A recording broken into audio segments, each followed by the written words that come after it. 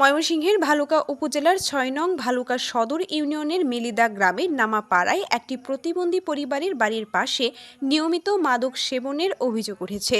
এ ঘটনায় প্রতিবাদ করায় পরিবারটিকে প্রাণনাশের হুমকি দেওয়া হয়েছে বলে অভিযোগ করেছেন ভুক্তভোগীরা।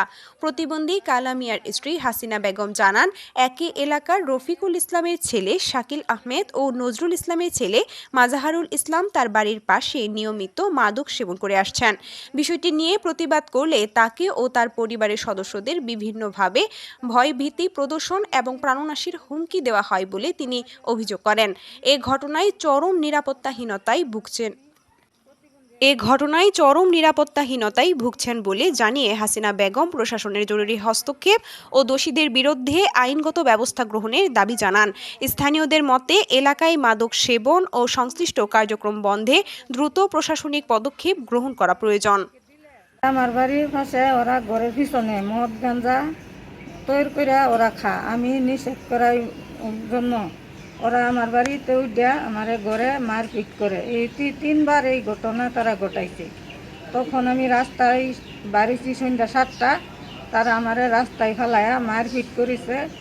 রফিকুলের ছেলে, আর রফিকুলের ছেলের নাম হয়েছে শাকিল আহমেদ, নজরুলের ছেলের নাম হয়েছে মাজাহারুল, আর রফিকুলের স্ত্রী দাও নিয়ে ঘুরছে চারি বলতে আমার কুবাইবে। প্রতিনিয়ত আমার ঘরের পিছনে আমি শুধু একা বাড়ি, আমার নির্জনা ঘরের পিছনে তারা মদ গাঞ্জা খা। আমার স্বামী প্রতিবন্ধী একটা পাগল, আমি তারে বলছি আমার স্বামী পাগল, আমি একা শুধু বাড়িতে থাকি, তোরা আমার বাড়ির আশেপাশে নিয়ে বইস না। 3বার ঘটনা গড়াই আসছে তারা। 3 বছর আগের থেকে এই ঘটনা করতেছে তারা।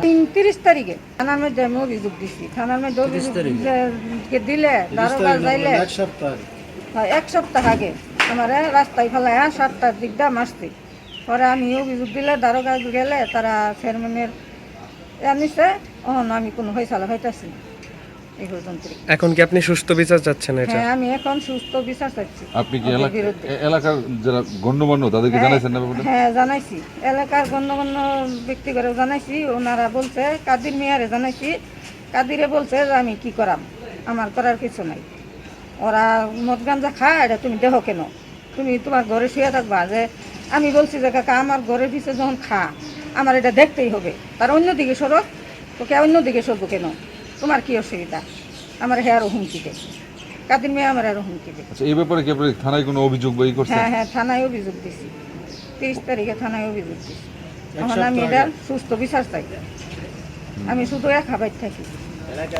তো এই মানুষ সবার কাছে বিচার চাই, বালুকাবাসী আমি সবার কাছে সুস্থ বিচার চাই। বালুকার এমপি বাচ্চু সাহেবের কাছে বিচার চাই এবং বালুকার দেশবাসীর কাছে সবার কাছে আমি সুস্থ বিচার চাই। থানায় অভিযোগ করার কারণে ওরা আরো হুমকি, আমারে বই বেশি দেখাইতেছে। রাত্রে আমারে ঘরও ঘুমাইবার দেয় না। ওরা দরজাত বাইরে দাও নিয়ে বাড়ির আশেপাশে ঘুরে আমি ঘরতে বাড়িতাম। হুমানে যা খাপসা বহাবাদ্য করে আমার অনেক গালিগালাজ করে ঘরতে বাড়ি বেলিগি। রাত্রে ঘর চাক্কা নিচুড়ে আমি ঘুমাইতে পারি না। আমি একা নিরহা মানুষ, একা শুধু বাড়িতে থাকি।